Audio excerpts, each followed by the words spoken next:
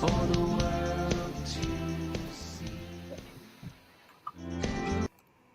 everyone, welcome to the Street Angels Show. It is officially showtime.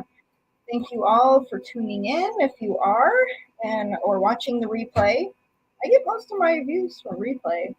My name is Mandelyn Reese. I'm known as the Street Angel. I have been running around the country since 2012 wearing angel wings, and I have posters front and back, and like the ones I was showing you, and I promote kindness and positive messages of all different kinds, but I try to make them universal humanitarian messages. But I got a higher calling to do it that hit me when I moved to Los Angeles, California in 2012. And so I acted on the calling. I went out on a street corner dressed like an angel, and then it led me on a magic carpet ride ever since. And I've had my struggles and ups and downs, and yet I've kept on going. And I've wished that people would join me, but it hasn't happened yet. Usually I have to literally shove the posters in people's hands to get them to join me. So, oh well, it is what it is. Maybe someday there will be armies of angels with posters walking around and helping the mission, probably when I die or something, but maybe not. We'll see what happens. People seem to get really fired up about other issues and go marching. Why can't we have marches for positive posters? You know what I'm saying? So I have my talk show as a facet of my Angel Project mission, and I like to uplift people and give cool topics and advice, guidance. I hope people watch my show and then have something cool to take away as a golden nugget for their life, at least one. Or maybe I can make people smile or laugh, and that's good too. I want to positively affect people's lives as best I can. So that is me, and I like to have guests who also are doing cool things in the world or have cool stories to share that can help open your mind, like today's guest. I like people to be open-minded to the uniqueness of other beings, because God made every individual in this planet a unique being, a unique entity. And once you realize that, you can start living life from a higher consciousness to just try to have tolerance and embrace other people's uniquenesses and differences. It is very challenging though when you got those people who want to hurt others. That's where things get like quirky, because then you want to throw them in jail and stuff. So anyway, I went off on a tangent, but let me go through my quick angel products really quick. I have a book that's available on Amazon right now. It's $30, and it's an adult playbook for an angel's guide to manifesting your dreams in a romantic relationship. And so it has really cool, fun pages in there about like vision boarding and bucket lists. And it helps you plan your life so you can get more things done and attract more opportunities to you, because you have a framework in mind of things that you actually want to do. And it's so helpful to write stuff down because you're way more likely to get it done. And when you're speaking about things you want, that vibration goes out into the universe and attracts those things to you eventually. Some things take longer than others, but basic manifesting principles. And so I also have a CD or audio if you want to email you the audio, but it's a meditation that helps you clear out your chakras and your energy system and relieve old traumas and baggage that you don't need anymore, and it helps you refill with Holy Spirit light. And then I have my CDs for sale on my website, so streetangel.com for $25. I ship it out, and that's in the United States. I also have a romantic relationship with angel guidance cards for sale, and they're not like tarot. They help you tune into your inner voice to help you navigate your relationships and dating. So they're really cool. They're for sale for $45. I ship them out to from my website, streetangel.com, and that's in the United States shipping prices. And another couple of cool updates. I have taken pictures with Santa. It's kind of a tradition that I've been doing, and it's something, I don't remember how many years in a row I've been doing it now, and or where I even got the idea to do it. I guess since I don't have any kids and stuff, I'm like, well, I might as well have fun with like holiday spirit. I like to dress up in, Santa Christmas holiday clothes and just go and have a little interaction with Santa. And what I do on purpose is bring my newest posters that I have worked on recently, or sometimes brand new ones that I want to debut. And so I use my Santa photos as a way to show off my newest posters created recently. So here we go. Here's my picture with Santa I just did a couple days ago. So these are you might have seen some of these posters because I've been in other pictures, but these are my newest ones. I love how Santa had his very own book that he wanted to show off. It says Santa's List, naughty or nice. I thought that was cute. Aren't we all a little of both? Because we all have our shadow side and everything. But those are my posters. Pick up trash, please don't litter. Recycle. We really need people more awake and aware of that. Do more. Pick trash. I just went outside my work today and picked up like 10 bottles and cans that were strewn about the lawn and the sidewalk. You can do that too. Get a bag, collect things that can recycle, and do it. And then do the right thing. That can be hard to tell in certain circumstances, but good to give it just remember to do the right thing when you're put into weird situations. Serve others with care and love. Okay, so let's go into our guest for the day. I met the Queen Fantasia at it was like a Pride event actually.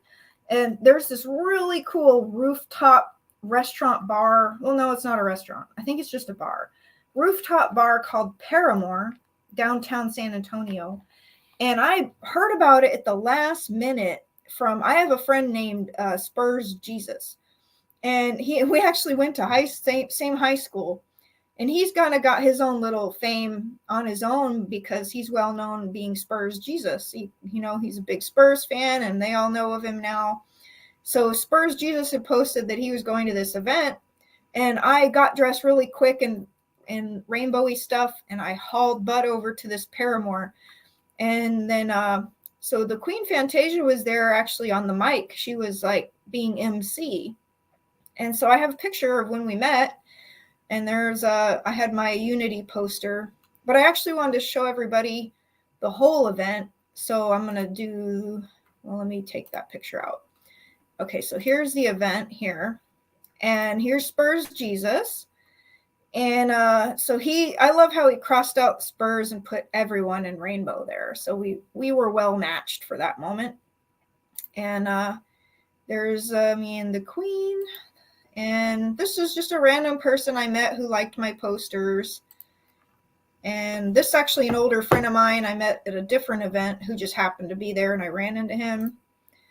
And these were some of the other drag queens there who competed. They were having like a dance contest or performance contest. And they were actually really good. So I think that's it for that. Okay. So, yay. I wanted to go through that. And so let me go into bringing in our guest, the Queen Fantasia. Welcome. Hi, what's up? How are you? Wow, you look great. Thank you. I dress like a cow. That's such a cute bow. Thank you. So tell us about, first of all, why are you dressed up tonight? What's you got going on? So tonight is Tuesday, so I usually do Tarot Tuesday over at I Declare San Antonio. I was actually going to ask you about that later, but I didn't know that's what you were getting dressed up for. I love a good Tuesday night with my tarot readings. Are you the only one that does it? Here in San Antonio, yes. I think each location has its own reader. So yeah, but I Declare's whole like theme is centered around like spirituality kind of. So they thought it was a good match, and so did I, because I needed a residency somewhere. Because I love to do readings, but a lot of my readings are remote. So that's really cool. So there's more than one I Declare restaurant? Yeah, there's the original is in Addison, like close to Dallas, and then the third one is in Jacksonville, Florida. Oh, I didn't know that. Okay, cool. They're Um, very spread out. Well, mhm. how did you land that gig? That's super cool. Well, I worked there as a server first, and then I started talking to them about doing a drag brunch because I thought that it would be extremely successful there. And I wrote out a whole proposal and everything for it, but they were like, you know what, girl, we got a better idea. We know you do readings. So, so they were like, how about you come on as our reader? So I was like, sure, I'd love to do that too. It's not a brunch, but I still have my fun and I still am able to impact a lot of different people with the messages. So. That is really cool. Do you think they would allow more than one person to do that? Probably Because not. honestly, my friend wanted to get a reading from you, but you were busy with a whole table of girls. You should come. Well, it just depends on the night. Sometimes it's really slow, and then sometimes I get like everybody wants to do it. But I don't think they would have another person do it unless I like ask them to like bring on someone else. But yeah. Cool. Hmm. Hmm.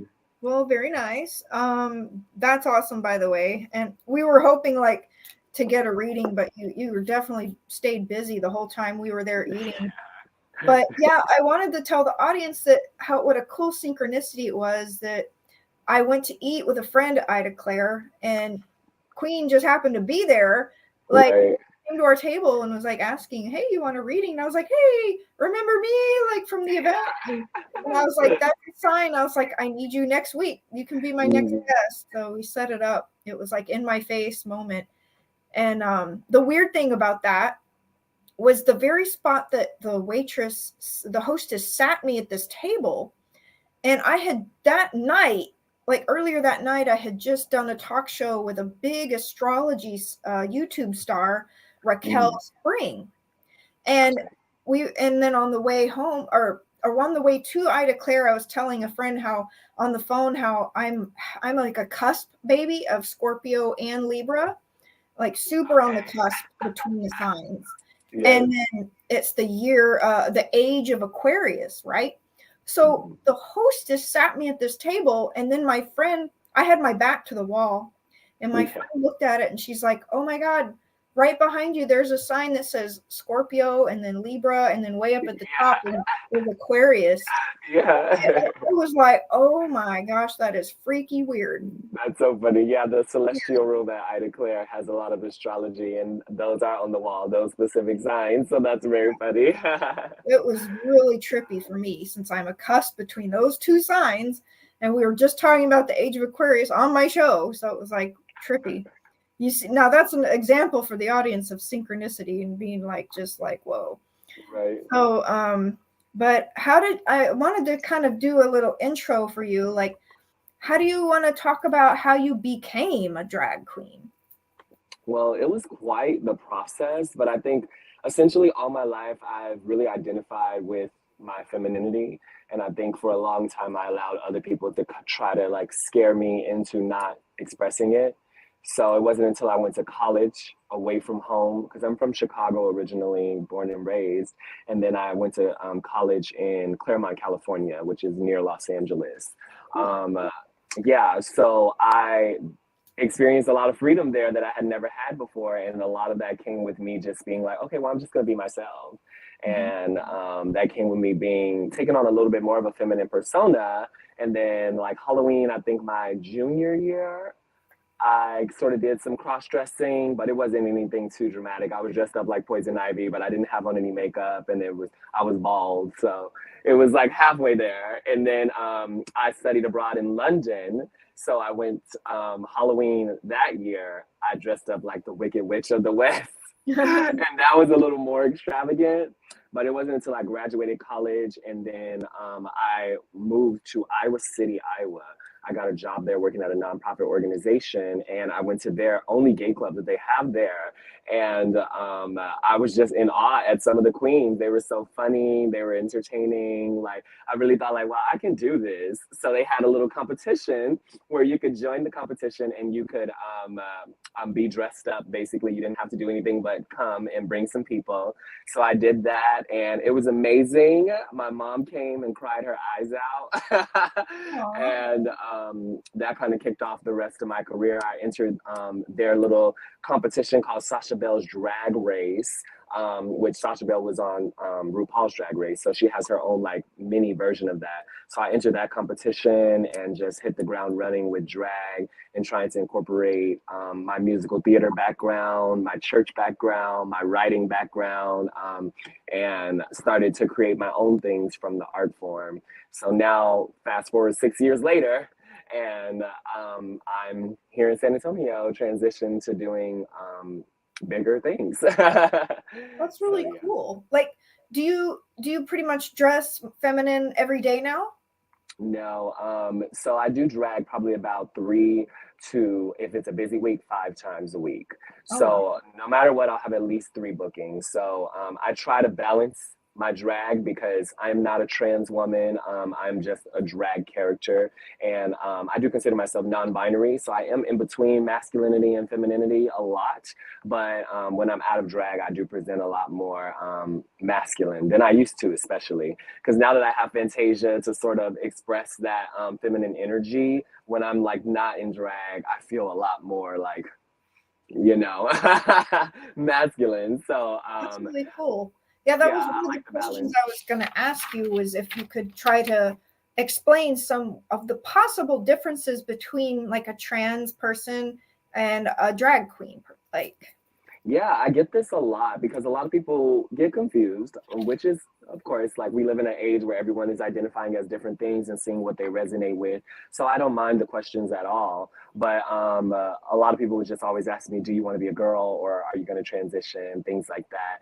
And the short answer is no, I am just a drag queen, which means that dressing up is my profession. It's not really my identity. So, that is the big tell. And then also I think that it takes a lot of soul searching and self-reflection to understand where you actually lie once you start to do something like drag that forces you out of all your natural comfort zones and things like that. And once you start to experience the love that comes with being a successful drag performer, it can be really easy to lose yourself in that and to make that your entire persona.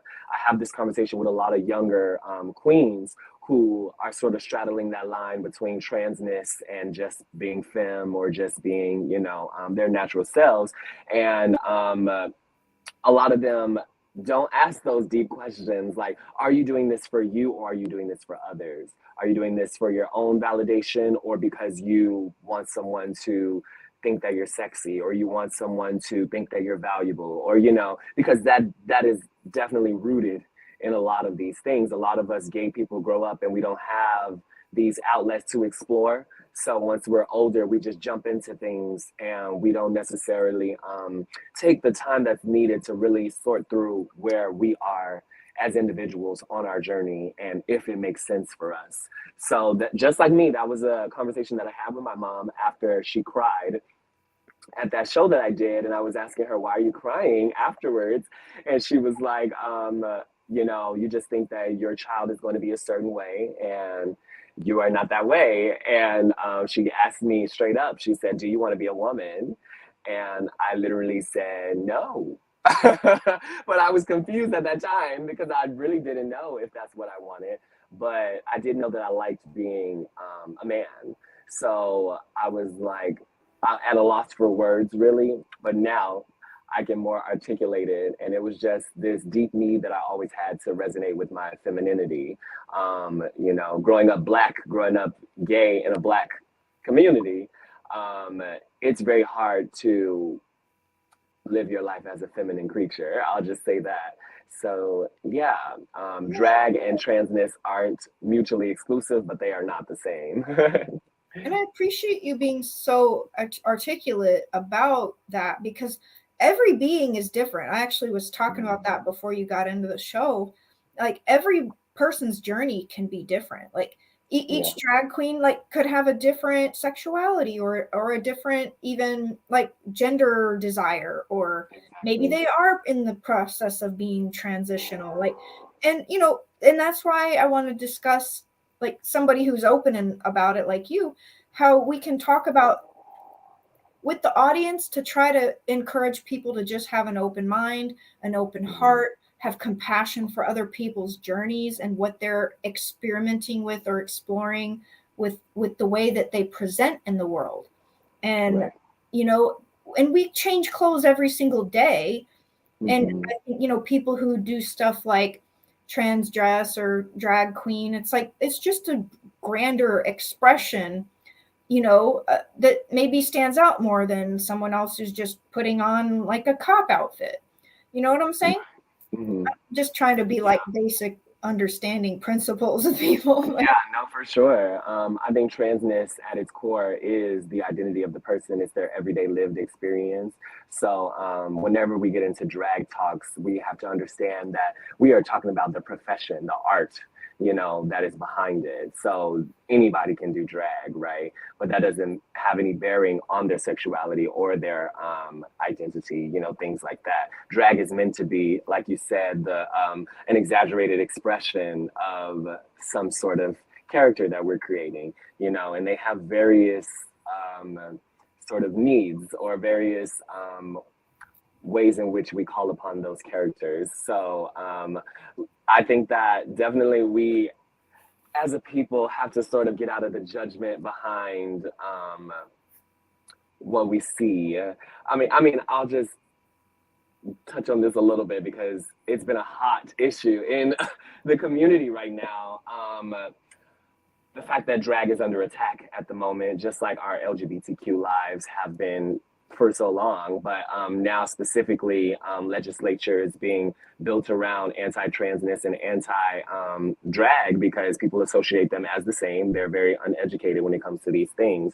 So now other queens are being forced to deal with protesters and forced to deal with people recording them in a way that makes them look bad or frame them as inappropriate.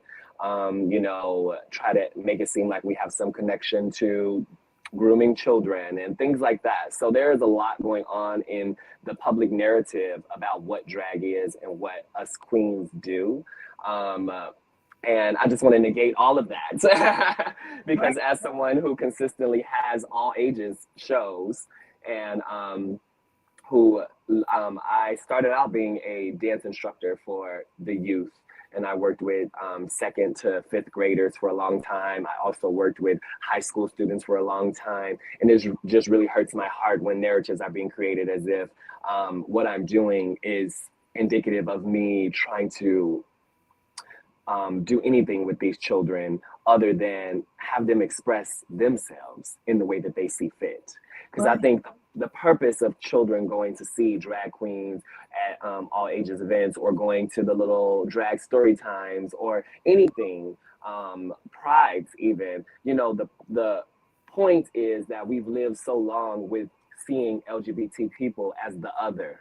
So the more that we can allow these kids to be exposed to those things, it doesn't mean the kid is going to turn out that way. It just means they're going to have a lot more tolerance and a lot more acceptance for different kinds of people. Exposure is everything. So I think that, yeah, the narrative just needs to be controlled a little bit when it comes to who we are and what we do and what our goal is. Because the only goal that we have is to be our full authentic selves and show other people how to do that as well. I agree. And well, I would say just hang in there and keep at it because, you know, we're living in this new age where over time, gradually, you know, people have become more accepting or open minded toward the LGBT, you know, in media, in society, um, Mm-hmm. you know, in the news and stuff like that, and you know, different things that are happening with legislature based on certain cases, you know, that come to light. So what's happening is it's gradually being allowed to be talked about, and so people are learning what narrative to even use. And since most people are programmed by the news, you know, or Mm-hmm. media, you know, they might get some twisted view. But the whole goal of stuff like this talk show I'm doing right now is to give you a platform to speak on the topic, so to help educate people and to set the record straight. And in fact, I wanted to mention this one particular paragraph with you. um, so there, you've heard of the SA Current, San Antonio Yeah. Current magazine. Love So it. Stay they for also it. have an Instagram page, and I saw a post that they recently had. So you can go look this up at Instagram at SA Current. There's a post about, it says, a radical extremist militia group, as called by the FBI, called the Texas Freedom Force, is planning and threatening to show up at the Drag Queen Christmas runway show that's planned in San Antonio on December 13th. And they are threatening to potentially show up with firearms. And part of their worries are that drag shows are pushing sexuality on kids. And I had a couple questions for you about this incident. One, are you going to be in that show? So I'm not in the show, but I am going to be a part of the anti-protest that is being organized for it. Oh, okay. So there's like Um, a double, there's the yes, protesters and then the anti-protesters. Okay. yes, and a direct response to these protesters. I'm not going to say too much about it because it's still being organized, but there will be us and people who support us out there doing a peaceful protest. So feel free to join in. I will keep everyone up to date on my socials, and it'll probably be everywhere in the next coming days about this, because Yeah. at the end of the day, fear is not the way to go anymore. Yeah. You know, we're so tired of hearing the same thing over and over again. Now is the time for action. And now that this is pushing all of these extremist groups and all the terrorist threats and all these things are pushing our cause back to the forefront. So now is the time for us to really show and tell people this is what we're about. It's just about love. It's just about Expression. exactly the need to express self and showing other people that it's okay to do that. If we lived in a world where no one had to feel pressure by society to not be themselves, imagine what that would be like. Right. So everything that we're combating with is just peace and love. So Right. And that's the what I people who are stand doing the for. opposite, yeah, the people who are doing the opposite, it's like, okay, well, what are you fighting for then? Oppression? Period. Yeah. Yes. Well, So yeah, I definitely am going to be out there in the streets, along with a lot of others. So anybody who's watching this, feel free to contact me for more information or to just keep up with me about it, because it is going to be one of those moments where we are just showing that we are standing together and we're in this together. gosh, I wish I could go, but I'll be traveling back from Los Angeles that day, so I don't know Yeah. if I'll be able to make it. But um, what I wanted to talk about, from I was reading some of the comments on this SA Current post about, the Texas Freedom Force and their guns showing up. As somebody who, I have attended a couple of drag shows, and I can tell you firsthand, there just seem to be happy, uplifting, bubbly, positive people that are just having a good time, and they're dressing up in these cool outfits. And man, some of y'all do your makeup off the charts amazing. Mhm. And, I just don't see what the threat is. And as far as pushing sexuality on children, which is what these extremist groups are talking about, um, there's people in the comments who are like, well, what about kids' beauty pageants? I mean, they're dressing up in sexy little outfits and dancing, and they're like 4 years old. Or Twin Peaks restaurants, like open to the public, and Hooters restaurants. I mean, they wear little outfit lingerie, like TNA butts hanging out everywhere. Mhm. How is that any different? It's like you gotta see the bigger picture here of why Yeah, they love to pick things. and choose what is pushing sexuality. Let's never mind the fact that I recently had this big argument with some of my family members because they were posting memes that were about how many gay themes are in kids shows now and them showing same-sex relationships and things like that. And I was just negating them with the fact that I wish I would have saw those things growing up. All I saw was straight people doing what straight people do.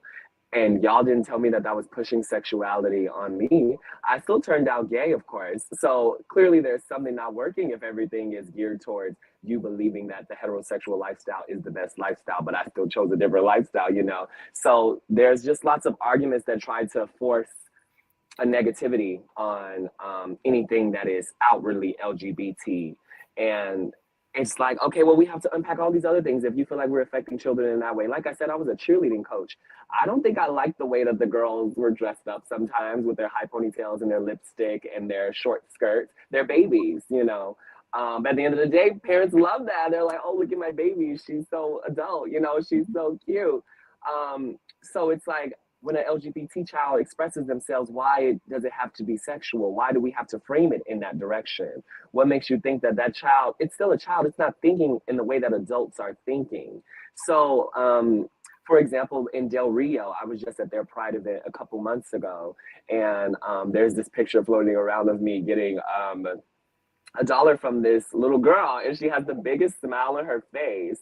And it's just moments like that where the entire audience lit up when they saw the little girl light up, because all she saw was, and she told me after we took a picture, she said, I'm so pretty. She said, I was the prettiest girl. So Aww. it's like kids aren't thinking the way that these other people are trying to force their agenda, you know, on us Well, to believe. when we're children, it's like we are more in the love and light rainbow, like accepting of everybody until we start Mhm. growing up. And, nature versus nurture. The nurturing part is where people get all their impressions from their family they're raised with and their ideas, their religion, their church, whatever groups they're hanging out with. It's like it makes an impression on their mind. And it's almost like a cage. It's like people have this way of thinking about a certain thing, and that's the point of my show, is breaking the cage and just being like, Mhm. look, everybody's different and unique in this world, and you'd have a lot better time just accepting other people's uniqueness. Hence the title of this show is just like, understand that LGBTQ people have existed since the beginning of humanity. It's just Yeah. been hidden and suppressed and shut down for so many centuries. And I mean, it's known about and whispered about, but now it's just being more embraced by the news, and more, expressed in shows and movies and cartoons or whatever. It's just because it's an evolution Hmm. of consciousness, in a way of recognizing that, hey, these other sexualities and gender expressions exist, and they've always existed. Now it's just being talked about and shown more. That's Yeah. really the only difference. And so people are kind of up in arms that it's like battling against what they were raised to believe, or structured to believe in whatever way. But it's like God tells us, to love all, judge not lest ye be judged. Comfort. Like, just try to love thy neighbor as thyself. And some are definitely harder to love than others. Like, Of course. I don't like people who, hurt children and, beat each other up like that. I'd agree with violence at all, Yeah. but I'm about promoting love, peace, kindness, acceptance. And so that's why I embrace that stuff and teach that Yeah. stuff to open people's minds with my show. Yes, and you would be surprised how far you can get in your own expansion by just listening to other people's and their what they've gone through. You Yeah, know, I've been all over the world, thank God, because most of the time I didn't even have to pay for it. I just used the skills that I grew up with, which is my brain, because I was always a geek growing up. So I always was studying, and I always said that I was going to go to college and get a scholarship and things like that. And that happened for me. And I was able to do a lot of things and see a lot of places. And in each of those places, I learned something new. There was never a time where I came into environment and wanted to show and tell them who they needed to be and who I was, and this is how things go. Like, absolutely not. I want to experience everything. I want to experience how these people got to be like they are, and their culture and all of those things. So if a lot more of us embrace that aspect of life more, we will be so expansive as beings. But instead, a lot of us choose to go the more negative route and try to condemn others for what they're doing when it's not negatively affecting us. right. Well, I guess if people perceive it being negatively affecting them, if it's challenging the beliefs they grew up with, Hmm. or their religion. And I've, the longer I've been alive and been exposed to so many other things, and also going through philosophy class in college has opened my mind to the fact that there's infinite number of religions out there. And if people subscribes to one specific religion, it's almost like putting the cage over the brain. And, like, you recognize that there's actually infinite different ways to view and believe. And, it is about having a personal relationship with God, the creator. And that's what I think of, and I do believe in prayer, because I do believe just because you don't believe in stuff doesn't mean it doesn't exist, and it isn't around, Right. just because you can't see something doesn't mean it's not there. So, Right. that's what about your spirituality? What do you resonate with or believe? Yeah, I do consider myself just to be in a spiritual fam. I grew up Christian, and I think that over time I realized how oppressive the religion had became for me, in the sense that there was like 3 times where I went to a church and all of a sudden the sermon is about gay people, and I'm just sitting there like, Right. okay. But See, I always want. yeah. I believe God created all different kinds of sexualities. And then it's like, why would it set up to where you're immediately condemned? If, like, I've met people who are like, I was born gay. Like, why are they condemned for that if that's how God made them to be? I knew I liked boys in kindergarten. I didn't know that I was gay in kindergarten, but I knew that I liked boys because I always used to tell people I was going to get married, and I always thought I was going to marry a boy until somebody told me I couldn't do that. And how So, innocent is that? Like, right. and you didn't even know the word gay applied to what you were naturally attracted to. Yeah. So that's a I just cool knew that I liked phenomenon to boys. talk about. Yeah. And there's just a lot of ways I had to go back to my own childhood and say to myself, you were right. Don't let these people convince you that you were doing something wrong. You were just trying to be yourself. You were trying to be authentic. And these adults were the ones telling you that you were bringing in darkness. You were going to go to hell. You were this, you were that, you were this, you were that. And none of that was true. That was other people's projections based on how they grew up as well. So I can't even fault them for that. But the biggest lesson I've learned for myself is to never take anyone else's opinions over my own, and never, and this is where spirituality comes back into it, because I am a prayer warrior. I grew up around prayer warriors, and that stuck with me. I've had a lot of different angelic type of connections, and I use a lot of different types of gifts when I do tarot readings as well.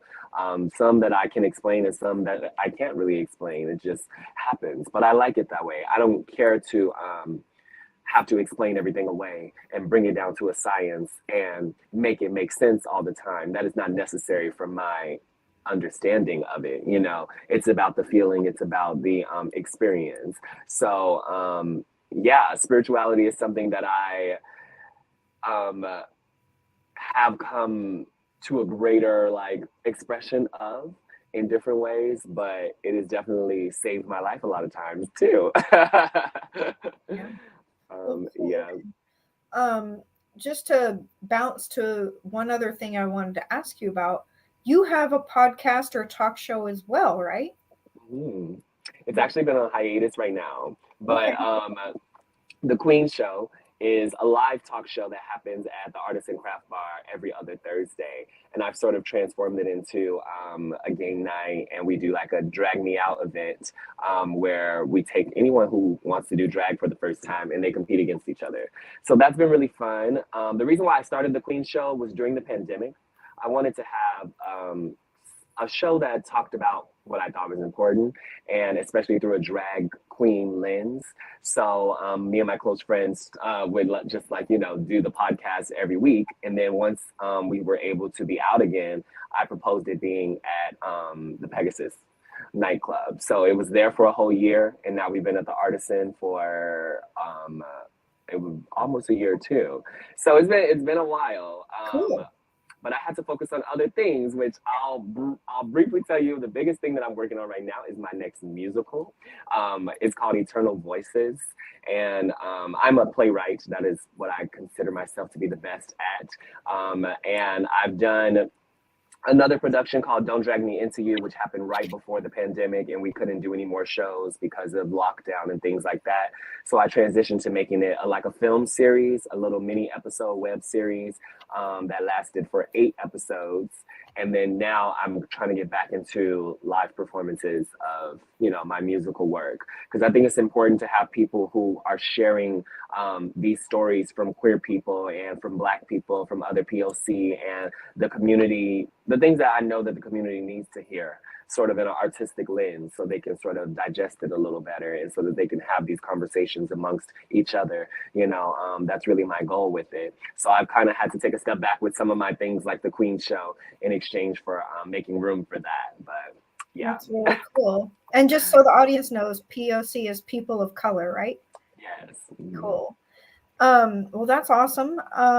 Yeah, in fact, I might actually be going on hiatus with my talk show, just because obviously the holidays are coming up and I have a trip. I'm going to LA, and then something else. Oh, I got to start moving. I got to move out of my place and find Oh another no. place. So Yeah. I might be on hiatus for a while with my season 7. I might need to take a break and then come back. I don't know when, but Right. I also do readings too, like angel card readings, romance readings. Yes. I have tarot cards, but I've leaned more into the angel cards and To the oracle Oracle cards. cards, yeah. I love those. So I used to actually do them on YouTube, but I've been too busy with my life in Texas. But I used to do them when I lived in like Portland, Oregon area. Oh For yeah. about a year, I was doing a lot of readings on YouTube, and I would do private readings as well.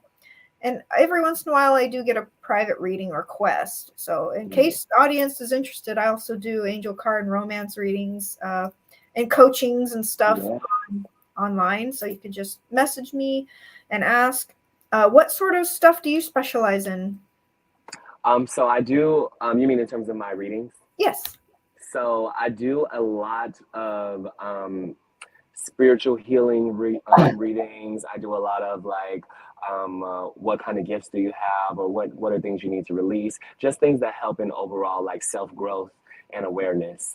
Cool. Because I love people to get, the usual love readings and things like that. Those are fun, but I always end up giving them a lot more insight into where they are as a person and as a soul on their journey right now, because I think that's far more important than wrapping yourself up in a love connection. So I think that a lot of people who frequently get readings from me, they know that I'm going to give them a pretty thorough rundown of what's going on in their life.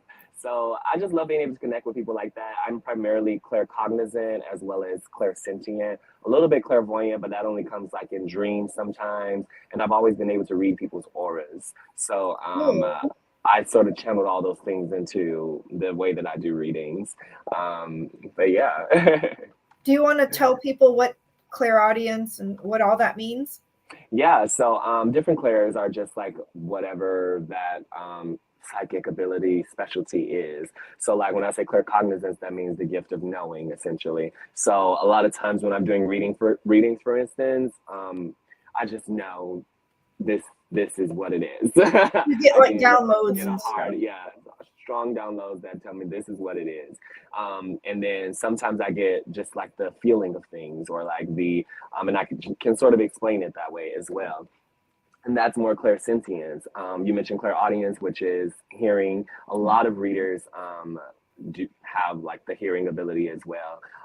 And that also goes hand in hand with a lot of other things like automatic writing and like, there's a lot of things that correlate with each other. But yeah, all the clairs, what's the other clair? Clairvoyance is sight.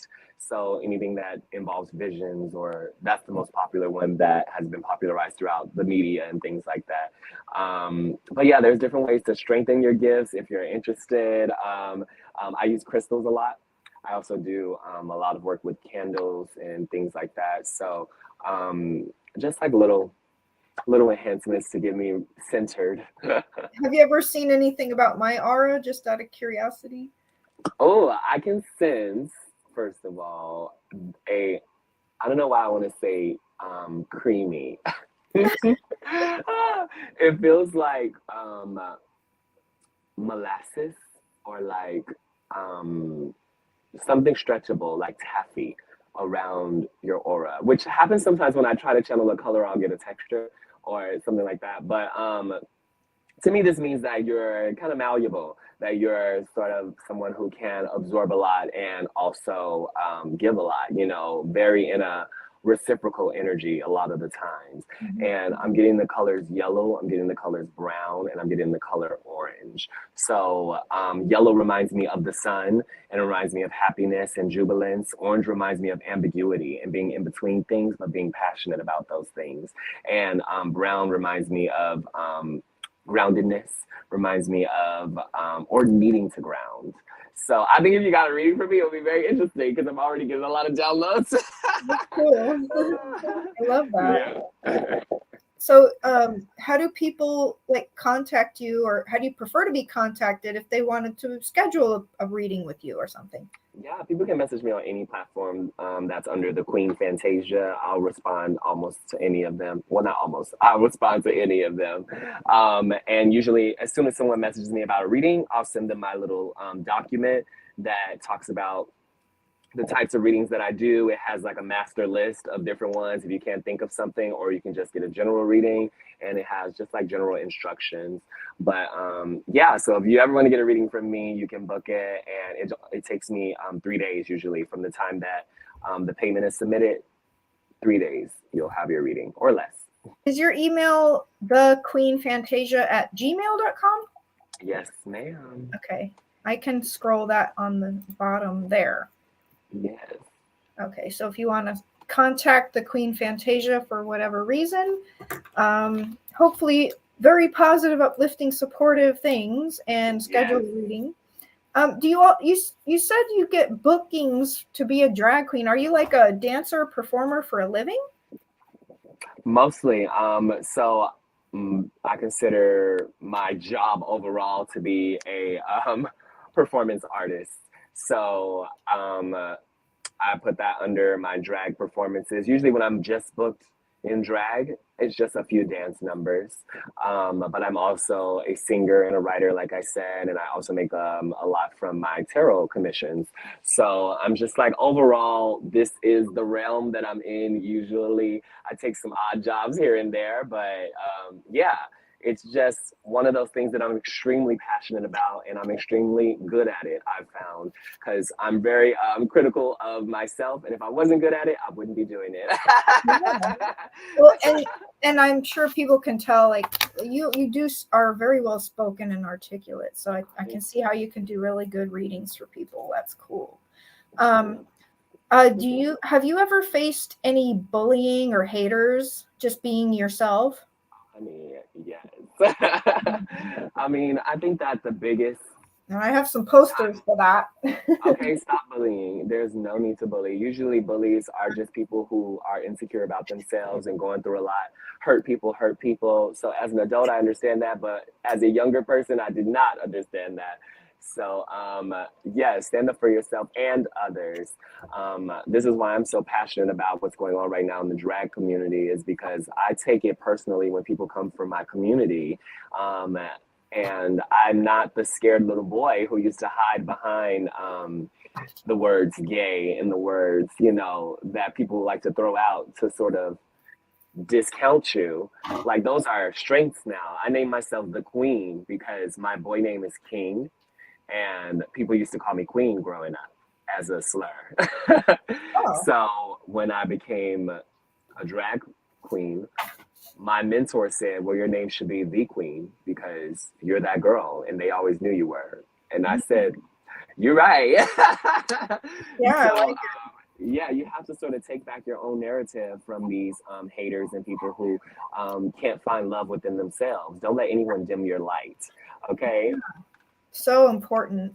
And I also want to I've stopped violence against women, but for this moment, Okay. say stop violence against drag queens in the world. Okay, women too, though. I tell people that, I mean, this is a hot take, but I really think that gay people and drag queens, trans people, all of us sort of in between things in the gender spectrum, I think that is a direct result of the attack on femininity and women that has progressed throughout time. You know, I think the divine feminine decided, look, if y'all can't balance this, we're going to take matters into our own hands, and we're going to make sure that y'all can see it in as many forms until you understand how to respect it. So I think that all of us who are doing this work of being non-binary, being gender bending, being living in our truth as trans people, and circumventing the binaries, I think that it was a divine plan. I think that all of it comes from the fact that masculinity has for so long been aggressively trying to decimate femininity. Yeah. So I think now the power is coming back. We see it in female rap, all the rappers that are just like coming out of nowhere and everybody's embracing them. We see it in movies and film with more female leads. We see it in the gay community with people respecting feminine men more, and them demanding that respect. You know, we see it everywhere now. Femininity is just coming out strong, and is showing all the people who have been trying to suppress it all this time that no, baby, that was so last century. Totally. Yeah, like one of my very first posters I debuted out in Hollywood at a huge Halloween event said divine femininity is on the comeback. Hmm. I So feel that hard.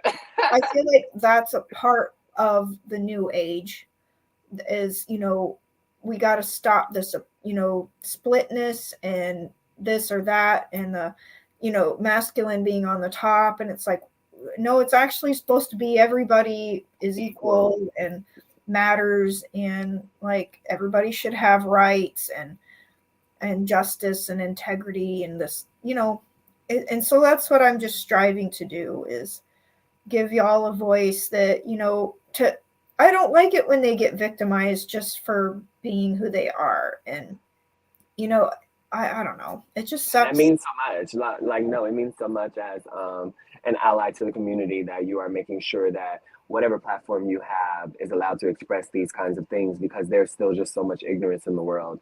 And I hate to use that term, but that's exactly what it is. It's just people who don't know any better and people who are making assumptions based on what they heard or what they've been told, as opposed to experience it for themselves. Because, like you said, when you go to a drag show, what do you experience? Joy, fun, unbridled freedom, things like that. So why would you want to squash such an emotion? Why would you want to negate that when that should be why we are trying to experience life to get to that point? Mhm. So, yeah. That's perfect. That's a perfect way to kind of end towards the show, like that final quote. And do you have any other upcoming events or news that you would like to share? Yeah, so December is pretty busy. I encourage everyone to come out this Friday for Anime Drag Bingo at the Artisan Craft Bar.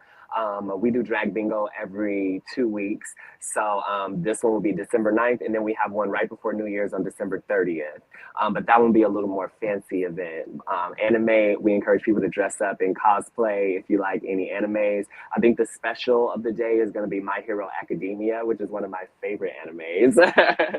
And then on this Saturday, I'm doing Second Chance Prom at the Brick. And I'll be performing there. It's an event that's catered toward the community because a lot of LGBT people don't feel comfortable to go to prom, or they don't go to prom with who they really want to go to prom with.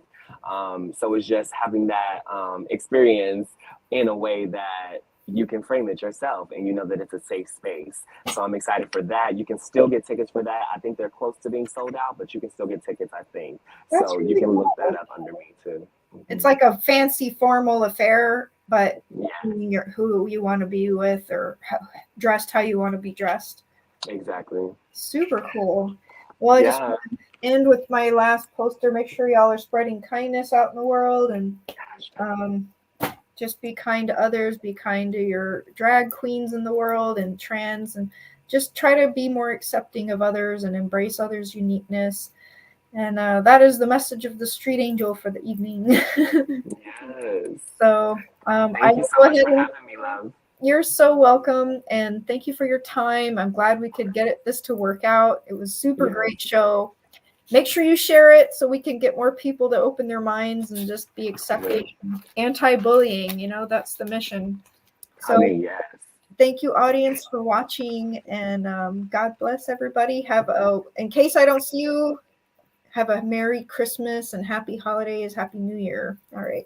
Bye, everybody. Bye. Mm-hmm.